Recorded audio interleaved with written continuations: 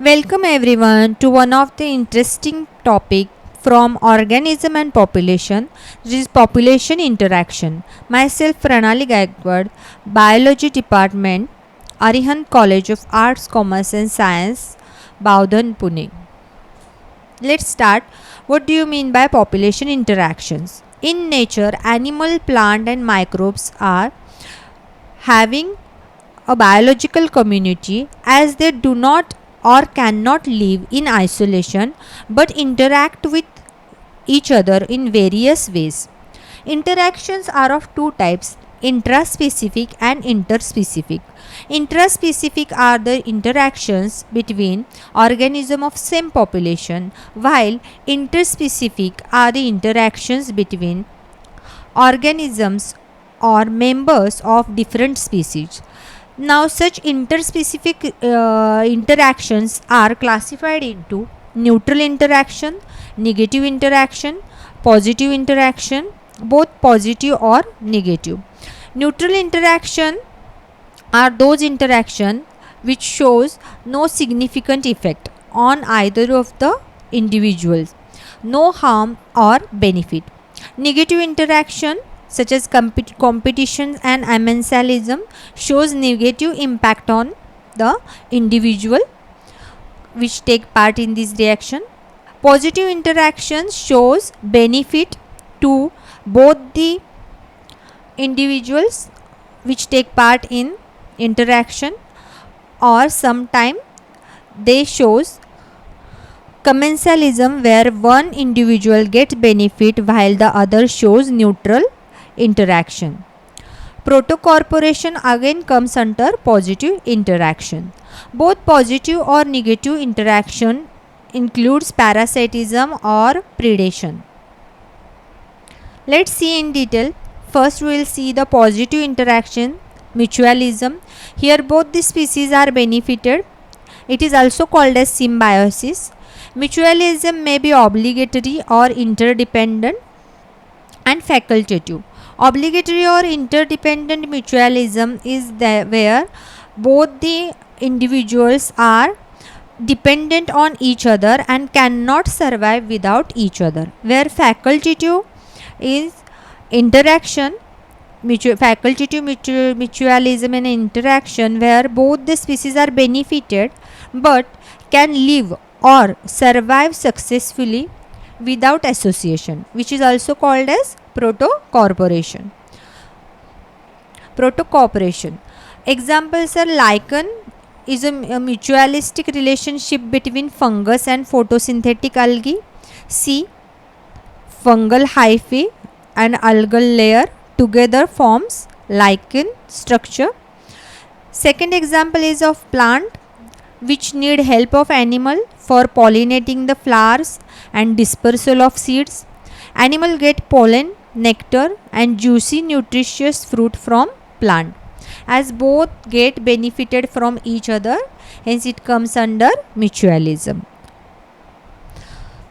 Second is commensalism. In this type of interaction, one species get benefit while the other neither harmed or nor benefited. Hence, it is also called as one species get benefited while the second species shows neutral interaction. Example of this type is epiphytes are the plants which grow on the plant and get only shelter. Here very important thing is that they get only shelter as they don't get nutrients from the host plant. If they get nutrient from the host plant, then it turns into parasitism and not commensalism. Orchid growing as epiphyte on branches of mango trees is an excellent example of commensalism where the mango tree is derives no benefit or harm. Sea anemone and clownfish. Here clownfish lives among the sea anemone as the fish get protection from the predators due to the tentacles of sea anemone, while sea anemone does not derive any benefit or loss.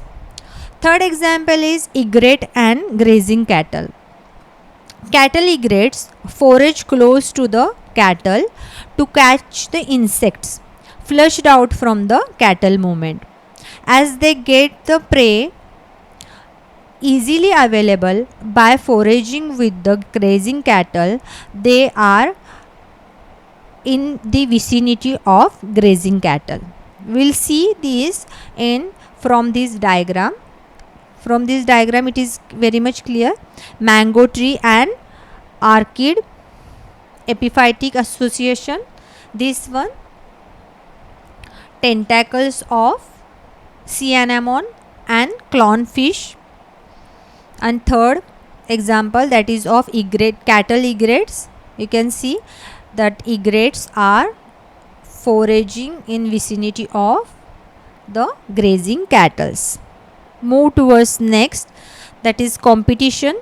In this type of interaction, both the species are at loss, and the loss may be of various reasons. First, there is limited resources. Species may compete for same resources, and in future these resources may get limited. For example, flamingo and residential fish compete for the same fish food. Second reason for loss is reduced feeding efficiency. Sometimes what happens, even if resources are present in abundance, some animal shows feeding efficiency reduction. That is, the feeding efficiency of animal is reduced. Example of this type of efficiency is leopard, which do not hunt in proximity of lion, leading to loss to the community, loss to the particular species population. Now, under competition, there is one concept which is called as Gauss's competition exclusion principle. It states that with two closely related species competing for same resources, then they cannot exist indefinitely, and competitively inferior one will be eliminated. Means they can survive with each other competing for the resource for some period of time, but after that the inferior one will have to be eliminated, as the weaker gets eliminated and fittest get survival. Second concept under competition is resource partitioning.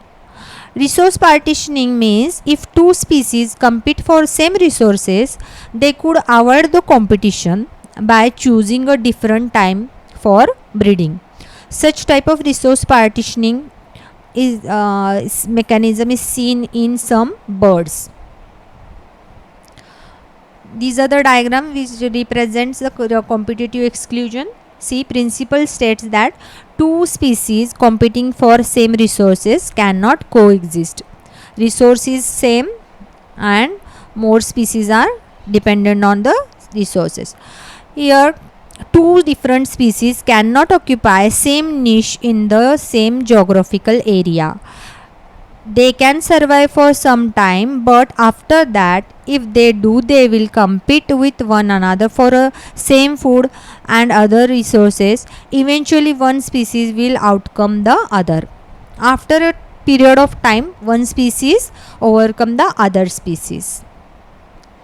Now let's move towards the parasitism. In this interaction, parasites get benefit and derive food and shelter from the host. Majority of parasites are harmful to host.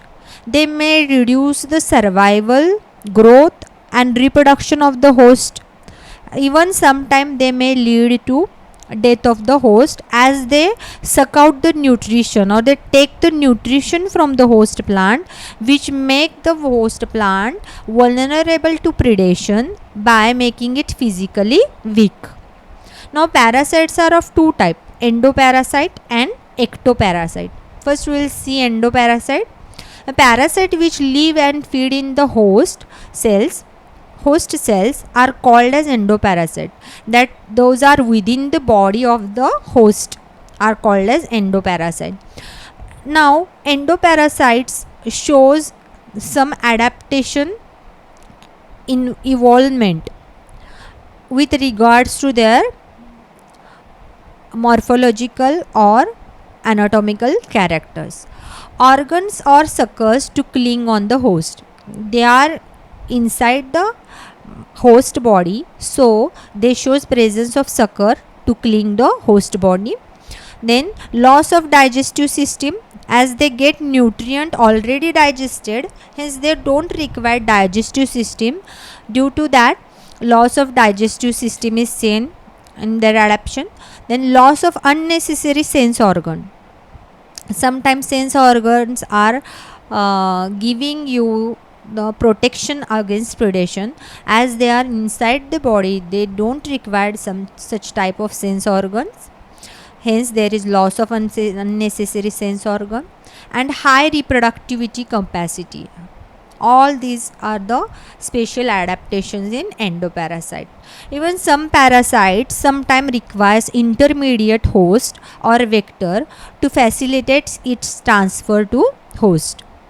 Here the example is malarial parasite Plasmodium vivax needs a vector mosquito to spread to other host. They basically endoparasite with some parasite requires intermediate host to transfer to the host body. Now move towards ectoparasite. Ectoparasitism is the parasite that feed on the external surface of the host organism. It's called as ectoparasite. Common example is lice on man and tick on dog. These are the common examples. And in plants, Cascata is a parasite plant commonly found on the hedge plant. This is regarding ecto and endoparasite. Now third type of parasitism is a brood parasitism, where the parasite bird lays its egg in the nest of its host bird. How does it happen? As the parasite bird has lays the eggs that are resembling same to that of the host eggs with respect to size, shape, color, etc. Hence the host parasite birds lay the eggs in host bird's nest and let the host bird incubate and feed the young ones. Now all this happens because of resemblance of the egg, there is reduced chances of detection by the host bird that he is incubating other birds or parasite birds lay eggs. Example is Asian quail female lays their egg in crow's nest. Now the last, that is predation. In this interaction, one species kill and eat up the member of other species. The killer is called as predator, that being killed is called as prey. Now predator play many important roles which are positive roles, which are beneficial to the ecosystem. Now these are, they keep a check or control over the prey population. How does they keep control over prey population? As without them, prey population density reach to a high, which causes ecosystem instability or imbalance. Hence they are very important to check or control the prey population density. Second important role is that of biological control. Nowadays biological control methods are employed in agriculture pest management or agricultural pest control, where pests are managed by predation techniques. Here biological control means biological living organisms are employed against the pest. Last is predator also helps in maintaining species diversity in community by reducing competition among the competing prey species. They maintain a species diversity by reducing the competition among competing prey species. Now, defense evolved by the prey species. As every animal or every organism, even plant, shows some defense to survive themselves from predation. These comes under this point, that better camouflage for concealment. As you all know that praying mantis or grasshopper is difficult to distinguish from surrounding foliage, as it has similar morphological character that of the foliage. This is nothing but the camouflage technique for concealment. Then again, some frog and insect also shows cryptical colored to avoid being detected easily from the nature or vicinity, so they can survive from predation. Third point is that they show faster speed to escape from predation. Distasteful to its predator. Distasteful to its predator means monarch butterfly, which is highly distasteful to its predator. See, this is the monarch butterfly. You must have seen, it is very common, but its uncommon thing is that during its growth period, that is when it is in caterpillar stage only, it feeds on a poisonous weed and it accumulates the chemical within its body. By these chemicals, it becomes distasteful to its predator, and which is helpful for its survival from predation.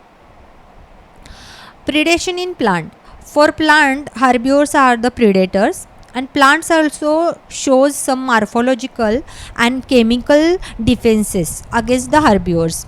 First we'll see the morphological defense, that is the thorns. Thorns are the common morphological means of defense. Example of these are acacia and cactus. Then many plants produce and store chemicals. These chemicals are stored so as to make the herbivore sick by inhibiting the feeding habit of that herbivores. When the herbivores eat these plants, they inhibit their digestion or their feeding habit, or sometimes even they kill the herbivores by means of these stored chemicals. These stored chemicals are the secondary metabolites, which may be sometime very poisonous. Example is the calotropis, which produces a poisonous cardiac glycosides. Hence many of the predatory organisms don't come or don't take it as a prey or as a food. A wide variety of chemicals that we extract from plant for commercial use. We use various components from plant for commercial use, such as nicotine, caffeine, opium. Actually, these are secondary metabolites which are produced by the plants for defense against the grazers. They want defense against the grazer, that's why they produce this secondary metabolite, which now we are using for commercial purpose. Hope you like this session and understand all the population interaction. Thank you. We'll meet soon. Take care.